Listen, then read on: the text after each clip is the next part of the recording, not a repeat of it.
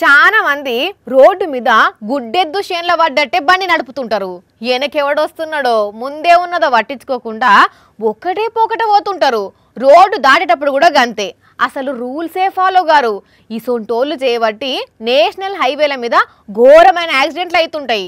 ఇదంతా ఎందుకు చెప్తున్నా అంటే, అయ్యో దాసి దాసి దయ్యాల పాలు చేసినట్టు చెయ్యక రోడ్డు రిపేర్ చేస్తుంటే గా కాక ఎంత పని చేసిండో చూడుండ్రి.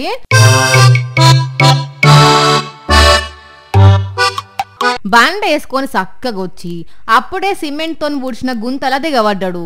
ఆయనకి ఏం కాలే గాని ఆ బైక్ మాత్రం ఊబిలో దిగబడినట్టే సగం దాకా దిగబడ్డది. అరెరరే ఎంత పనాయరా.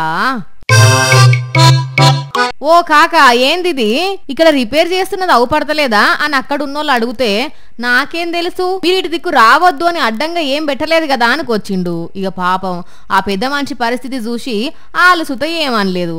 అందరు కలిసి ఆ బైక్ ను బయటకు తీసి మళ్ళా ఆ గుంతను సిమెంట్ తో లెవెల్ చేసిర్రు. అయితే బయటకు తీసినాక ఎంత ట్రై చేసినా ఆ బైక్ స్టార్ట్ కాలే.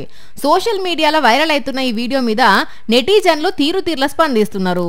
చాలా మంది జనాలకు రోడ్డు మీద బండి ఎట్లా నడపాలనో తెలియదు అని కొందరు అంటుంటే, అక్కడ రిపేర్ చేస్తున్నప్పుడు అడ్డంగా బారికేడ్లు పెట్టాలి కదా, లేకపోతే ఎట్లా తెలుస్తుంది అని ఇంకొందరు అనుకొచ్చిళ్ళు.